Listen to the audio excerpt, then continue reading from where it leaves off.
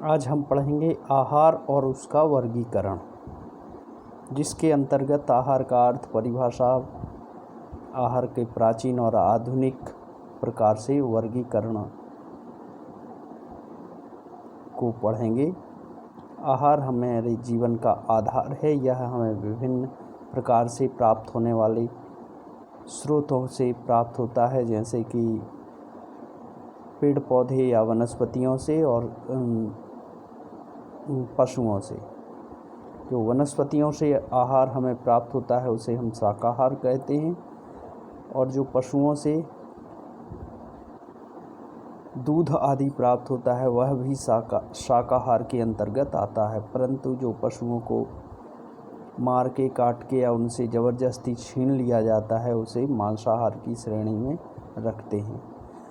कहा जाता है कि जैसा खाओगे अन्न वैसा होगा मन, इसलिए हमें शुद्ध और सात्विक आहार करना चाहिए। आहार में हमें सभी प्रकार के पोषक तत्व मिलने चाहिए, क्योंकि अगर कुछ पोषक तत्व कम रह जाते हैं तो उनसे संबंधित रोग हमारे शरीर में होने लगते हैं।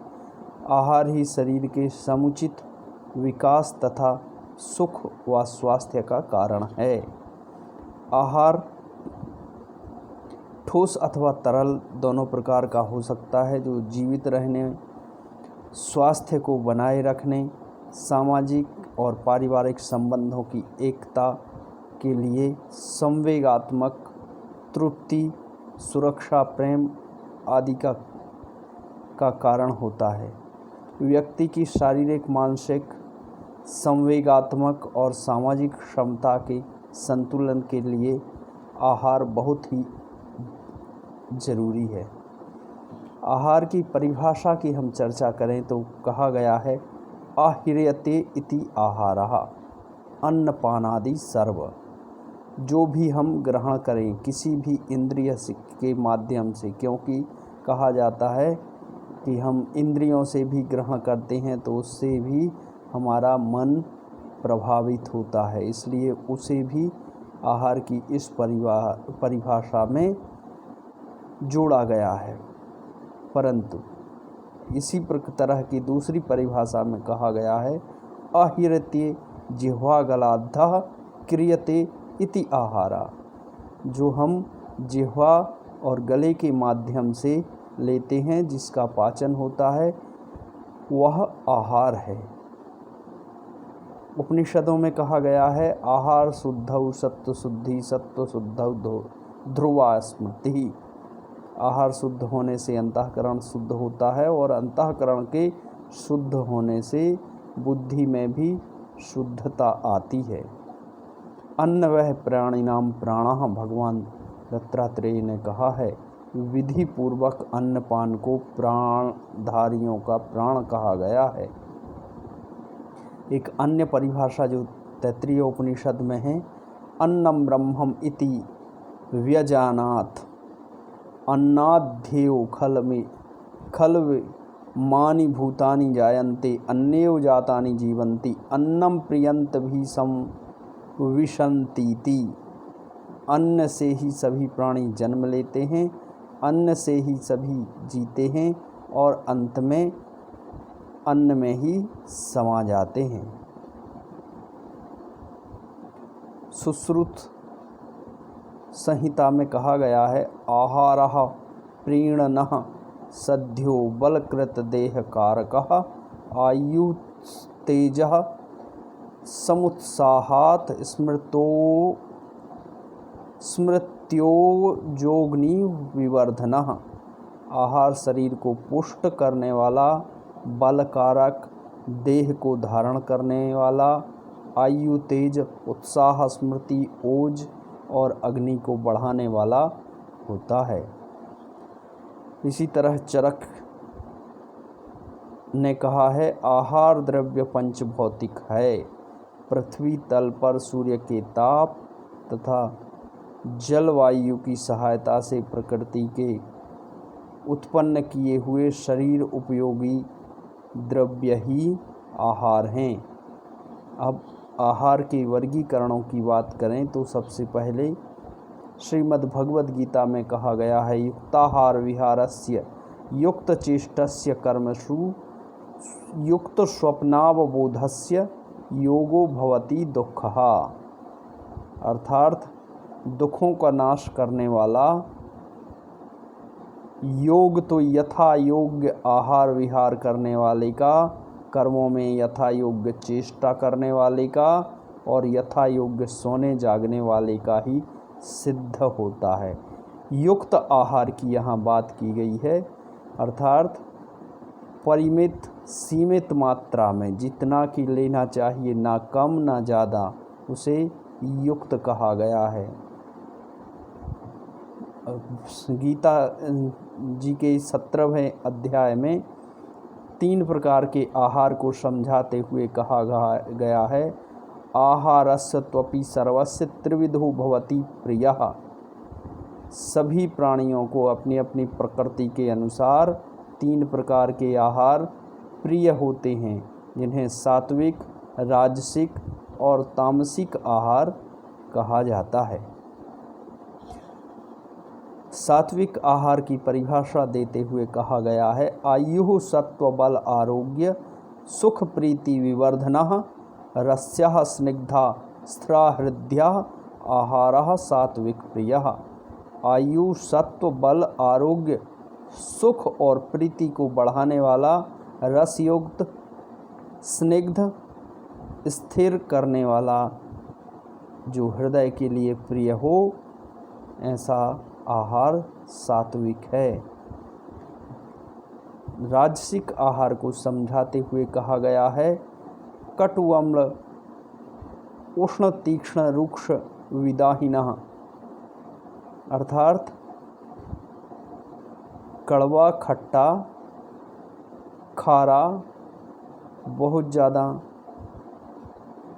गरम, तीखा, रूखा और दाह उत्पन्न करने वाला आहारः राजस्य श्रेष्ठः दुख शोकामाय प्रदः। राजसी पुरुष के लिए ये श्रेष्ठ आहार है, जो दुख शोक और काम प्रदान करने वाला है। यातयामं गतरसं पूति पर्यूषितं च यत् उच्चिष्टमपि चामेध्यं भोजनं तामस प्रियम।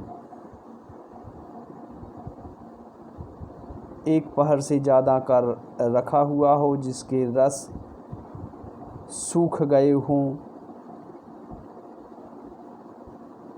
पर्यूषित हो, उच्चिष्ट अर्थात जूठा हो, अखाद्य जैसा भोजन तामस पुरुष के लिए प्रिय होता है। आयुर्वेद ने विभिन्न प्रकार के वर्गीकरण आहार के दिए हैं, जिसमें से कुछ को हम देखेंगे। अष्टविध आहार विशेषायतन का पालन।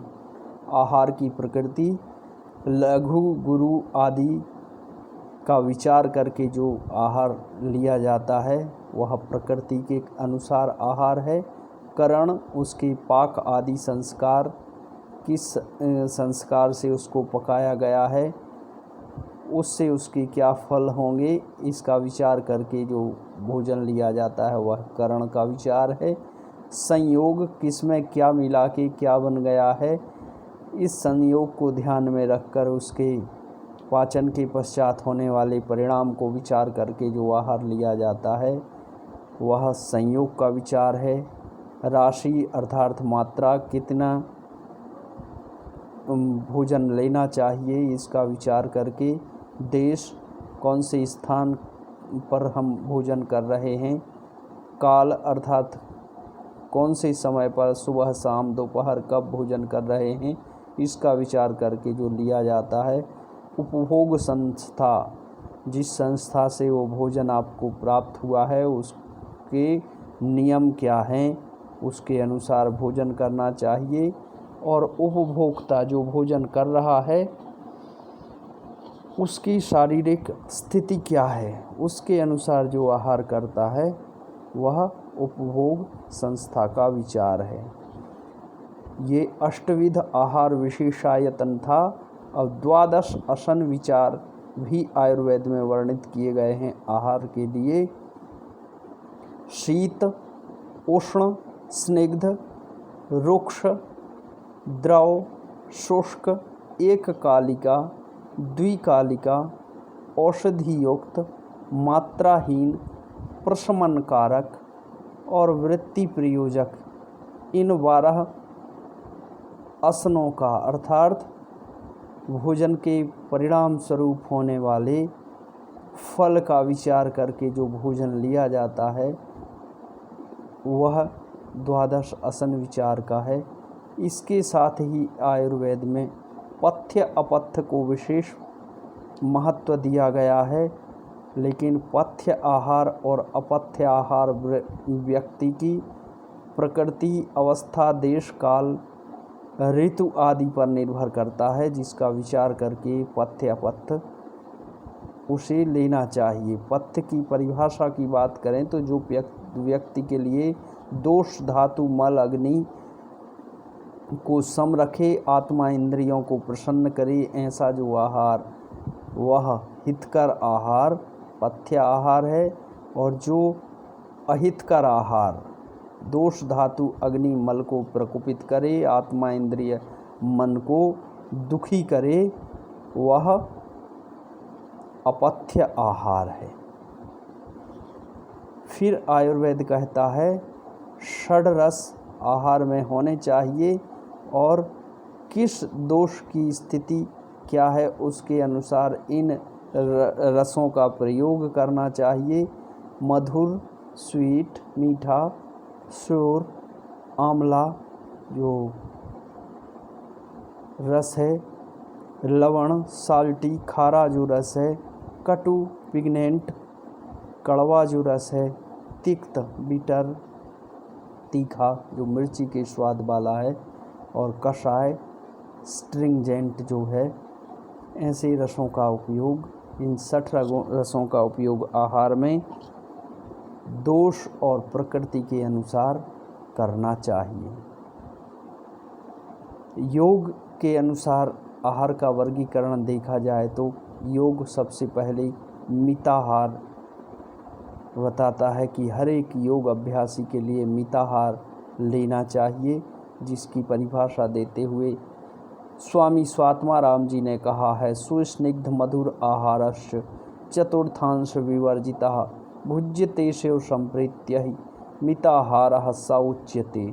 सुस्निग्ध मधुर जो अच्छी तरह से स्निग्ध किया गया हो, घी लगाया गया हो लेकिन उसमें तला ना गया हो। मधुर अर्थात खाने में मन को अच्छा लगे, ना कि मीठा हो। चतुर्थांश विवर्जितः, जब भी भोजन किया जाए तो पेट का चौथाई हिस्सा खाली रखें। और शिव संप्रीत्य, शिव के लिए समर्पित अर्थात अपने इष्ट के लिए आहार पहले समर्पित कर दिया गया हो, ऐसा आहार मिताहार कहा जाता है। आधुनिक वर्गीकरण की बात करें तो विभिन्न प्रकार के आहार को हम आधुनिक वर्गीकरण के अनुसार 3 वर्गीकरणों के अंतर्गत रख सकते हैं स्रोत के आधार पर, जैसे कि वनस्पतिजन्य आहार और प्राणीजन्य आहार। जो वनस्पतियों से हमें आहार प्राप्त होता है जिसे कि हम शाकाहार कहते हैं, और प्राणीजन्य आहार दूध और दूध से बने उत्पाद हम लोग इसमें लेते हैं। लेकिन जो मांसाहारी लोग होते हैं वो प्राणियों से प्राप्त आहार को भी इसी श्रेणी में रखते हैं। दूसरा वर्गीकरण है कार्य के आधार पर। तो आहार के मुख्य रूप से 3 कार्यों में हम लोग विभाजित करते हैं। ऊर्जा प्रदायी, निर्माण व मरम्मत का कार्य करने वाले, और सुरक्षात्मक और नियामक कार्य करने वाले। रासायनिक आधार पर तो जो आहार है उसमें ये तत्व होने चाहिए: प्रोटीन, वसा, कार्बोहाइड्रेट, विटामिन, खनिज लवण और जल। तो इन वर्गीकरण को हम थोड़ा विस्तार से देखेंगे, जो इस प्रकार से हैं भोजन के कार्यों के आधार पर। तो ऊर्जा देने वाले पदार्थ, ये भोज्य पदार्थ शारीरिक कार्यों को करने के लिए शरीर को ऊर्जा प्रदान करते हैं। इसमें अनाज, दालें, तेल, मक्खन, मेवे, मिठाइयाँ, सब्जियाँ आदि आते हैं। शरीर निर्माण और मरम्मत करने वाले भोज्य पदार्थों की बात करें तो ये भोज्य पदार्थों से शरीर में कोशिकाओं का निर्माण होता है, टूटे फूटे तंतुओं का पुनः निर्माण होता है। इन भोज्य पदार्थों में प्रोटीन की मात्रा अधिक होती है। बूढ़े और गर्भवती महिलाओं, दूध पिलाने वाली महिलाओं के लिए ऐसा आहार की आवश्यकता और बढ़ जाती है।